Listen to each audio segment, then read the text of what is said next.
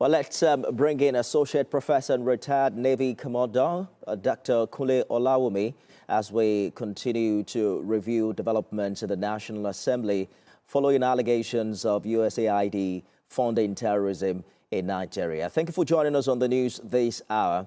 Precisely, how do you see these huge allegations impact on collaboration between Nigeria and the U.S. in terms of fighting and countering insurgency? Thank you very much for having me. I've been following the trend, and I think I'm surprised as to the way we are looking at this event. Probably, we don't know that in international relations, there's no friend. What is there is interest.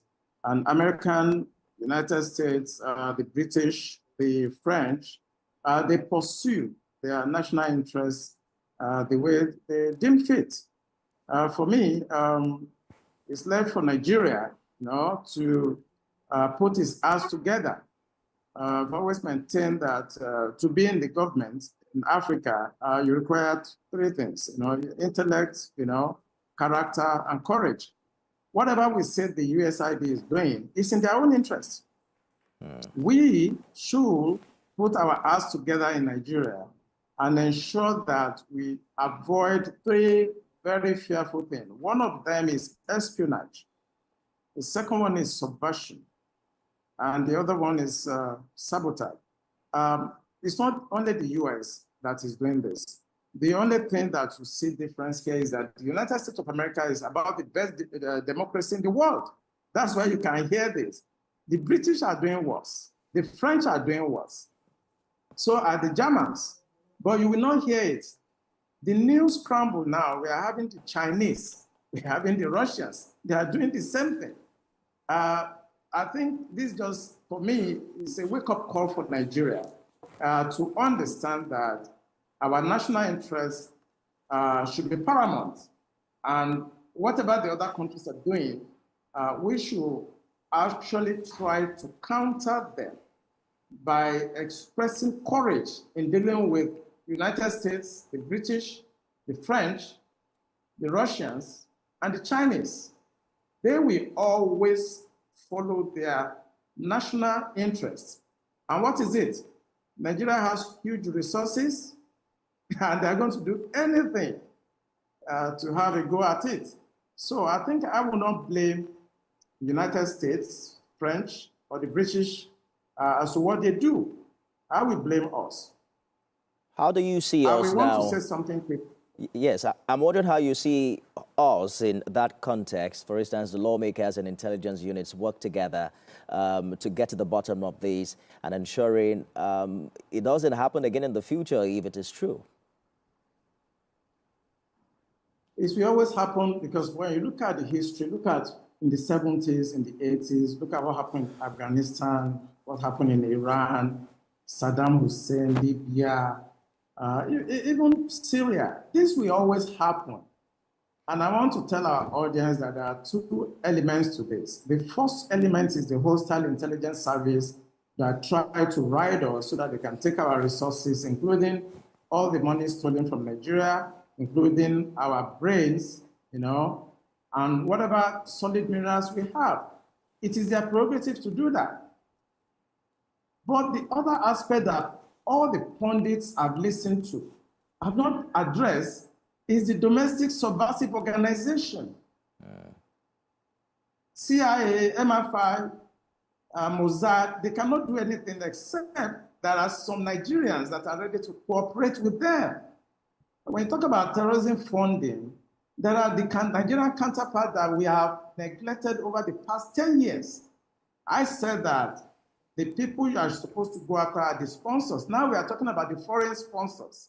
Nobody's talking about the 400 people that were arrested, mentioned by Malami, 400 below the chain related sponsors. The other one that was sent to us also by Dubai, nothing happened to them. And every pundit I've listened to, I have been talking about USAID. What about the Nigerian ID? I think we should actually try to look at the issue of terrorism in Nigeria holistically and leave the Americans alone. They will always do this. The British are doing the same as we speak. The French are doing the same as we speak. The Russians, the Chinese are doing the same thing as we speak.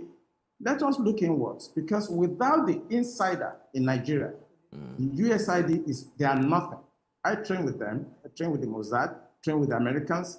They cannot do anything to you except you have those Nigerians here that are collaborating with them. Let me give you a figure. If you work with USAID in Nigeria, the minimum salary you are going to get in a year is $13,000. $13,000 is the minimum wage. If you are higher up, you get as much as $80,000. I have people say, oh, they're going to absorb them into Nigerian space. Can you pay them $80,000? And if people are paid $80,000, $50,000 to work for USAID in Nigeria, they are going to sell out. I think we should stop all these aids in Nigeria so that we can actually regain our sovereignty indeed. We don't have sovereignty as it is now.